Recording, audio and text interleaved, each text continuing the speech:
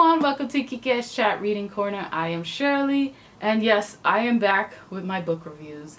I said that I was going to review this book in particular that I'm reviewing today, a while ago, but sadly, personal tragedy happened in my family, and so anxiety as well, and I just could not finish the book. I was just not for it, depression. So it's always, and then that tragedy just hit, and it was just like I couldn't muster the I guess the feeling or just grabbing a book of loving to read. So I hadn't, and I finally was like, okay, I have to finish this book. I want to finish it. I want to review it for the channel. I said I was gonna do it, and so I was like, yes. Let's do this. Yes, I'm wearing my gym clothes today because I am going to the gym later. I'm excited. I don't really go to the gym, but my good friend goes to the gym for her health reasons, of course, and because she has to. So she was like, let's go to the gym. Today's Saturday when I'm shooting this video. Let's go. And I was like, all right. So I set up an appointment for both of us to go to the gym, and now I'm going. I don't work out, to be honest. I go for walks, and I do sometimes do videos on YouTube, but not a lot. So it's gonna be fun. I'm excited to do it with her. She's an amazing woman, and so yes, I mustered the power in myself to finally finish this book. And of course, the review, my book review, of course, today is of Lost in the Neverwoods by Adrian Thomas. This is their second novel. Their first novel was Cemetery Boys. I did a review for Cemetery Boys. It is on the Kika's Chat channel. Check it out. I will actually link it down below. Yeah, I will do that. So yeah, and I was excited. I love their writing, and I was like, all right. I was more like, I was excited to read their book, but I was still like, because I read Peter Pan, the classic, and I actually didn't really care for it. It's a very problematic book. I'm not really like into Peter Pan, Neverland, mythology or world. So I was just like, oh, okay, it's a Peter Pan reimagining. Okay, but I don't hate it. I'm fine with it. I just didn't really care for the classic. And I did like the movie. Well, it was a Disney movie, but most of the time those Disney movies are fun anyway. So it's like, but yeah, so I was just not, I was like, okay, I don't hate it, but I was like, okay, but I love Adrian Thomas writing, so I was like, all right, let's do this. Check out my review of Cemetery Boys, like I said, link down below, or you can check out my channel on the Kika's Chat channel. Wow, I'm just bugging. So yes, let's go into it. It's been 5 years. This is set in Astoria, Oregon, where Peter Pan, the other one, is set in like England, London. Trying to remember. Not remembering. I think it is, yeah. And so it was like, okay, I've seen pictures of Astoria, Oregon.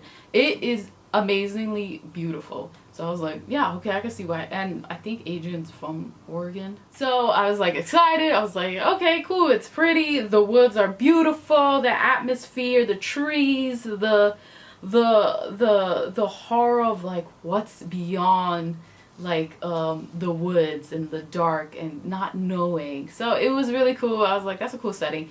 And so you get that through this book. And of course, it's 5 years.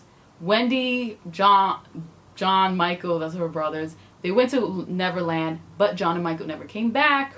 That was 5 years ago. Wendy was the only one that came back. So it's 5 years now, later. And, she's dealing with the trauma, guilt, and anxiety of not knowing what happened to her brothers and what happened to her, because she doesn't remember. She lost her memories while coming back from Neverland.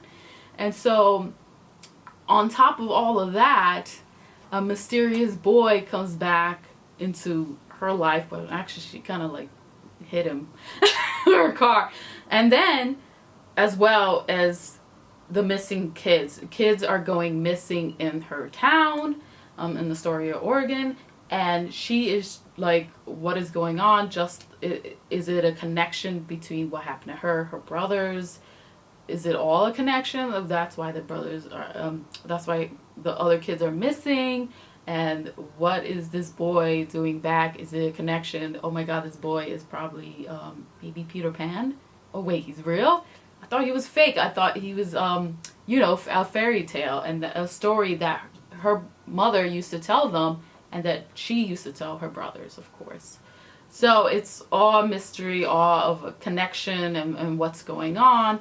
This book is really about trauma and Wendy's guilt of not knowing what happened to her and her brothers, not being there as their older sister and helping them, and then now finding that connection about what's going on with the missing kids and wanting to help with, of course, with Peter Pan, and saying, hey, I want to help these missing kids because I don't want what happened to my brothers happen to other people, and the suffering that has happened to her family. Her family's broken because of this. You know, her parents are not really there for her.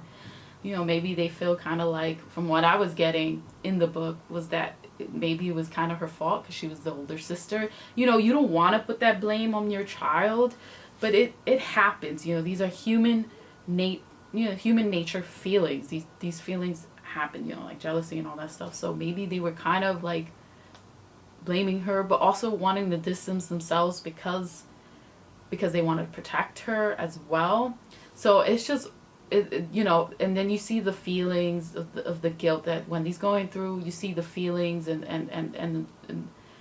what the mom is going through, the depression that she's going through. You see that. You see what the dad is going through, and through his depression, he has alcohol. He's dealing with alcoholism. He's been into drinking as well. So you get all of this, and it is just truly sad. And the Wendy's trauma and her guilt and her anxiety, you just feel, like I said before, you just feel all of that. And Adrian Thomas writes it so well because you actually really feel it. But between the middle of the chapters, to be honest, I was kind of getting like, because again, I don't care for Peter Pan. I was like, and it was kind of lagging. The story kept on, like, to me, repeating itself. Let's not go into the woods. This is really bad. Which is understandable because Wendy has trauma about the woods, you know. But I don't know, it just kept on, I felt like it just kept on lagging, not going forward. It kept on repeating itself. And it's like I said, I could see why she doesn't want to go. But then it's like, you could also see Peter Pan as a character. And you feel he's like, I'm brave, I'm not scared of anything. But at the same time, you actually realize that he is kind of scared. He's just trying to put a brave face, you know. And so you actually kind of feel that too. So I do like the character work of what you feel for Wendy and Peter Pan and the mom and the dad, but not too much. It's more Wendy's story and kind of Peter's, but you feel more for Wendy. And you get little glimpses of their story, like I said before, with those issues and aspects, not issues, but aspects of them, and how they're dealing with trauma or fear or anything like that. So it was good, especially in Wendy in particular. But again, I felt like it was just not going forward fast enough for me, or I don't know, maybe it was my attention span. But but I think the ending saved the book. In the sense of, like, I was like, oh, because there is a twist that I did not even see that really, oh my god, it hit me. I actually started crying really bad. I started crying, like, a lot, like sobbing. Because I was just, like, shocked about the twist. I did not see that coming, like I said. And I was like, wow, it hits you. The fear, the guilt, the pain of just going through what they're going through, not knowing what happened to John and Michael, of not knowing how to be a family, of wondering if they can move forward. Wendy wondering if she can move forward from this, go to college, because she's a senior, she's 18 and all that stuff. So she turns 18 in the book. And moving on from tragedy. And I think this book is about, yeah, moving on from tragedy. Like, how can you do it? Like, it's baby steps. It's one day at a time.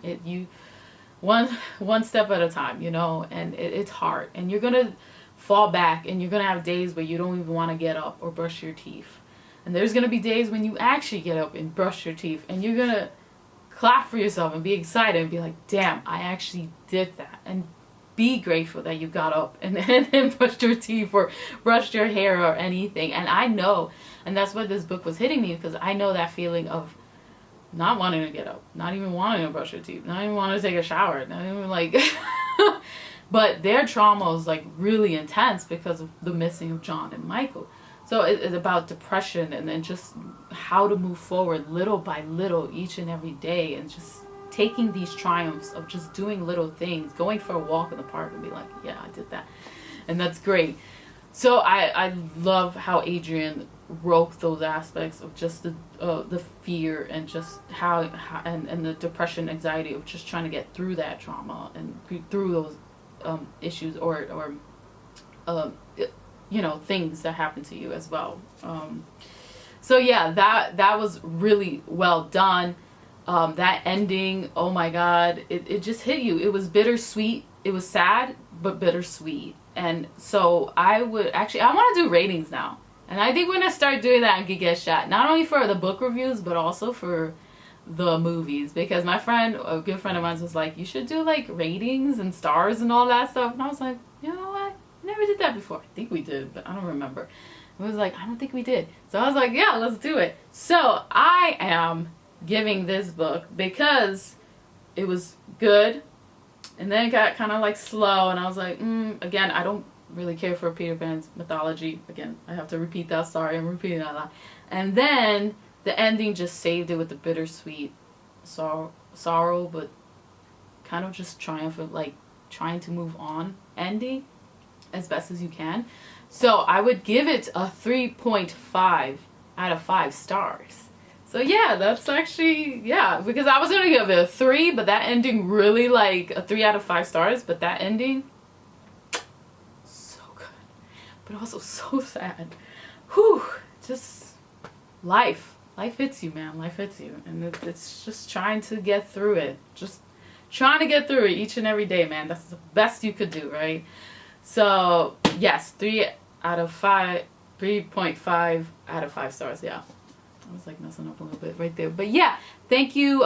We're gonna do more. I'm gonna do more book reviews. I have the Old Guard anthology graphic novels or comic books coming out, so that is actually coming out April 21st. So I'm excited. I'm gonna review that first issue. Yes, and those are coming, and yeah, I'm gonna be reviewing more books, of course, that I find that I'm trying to read and you know, get through, you know. So yeah, and then Geek Edge Chat with our movie reviews. Of course, you know, we have like Mortal Kombat coming up. Did I say Mortal Kombat? I think it's Mortal Kombat. Which is on HBO Max. We're going to be reviewing that. HBO Max. We're going to be reviewing that movie next. So yeah, thank you for watching. Have a great week. You know, do what you got to do. Chill out. Peace.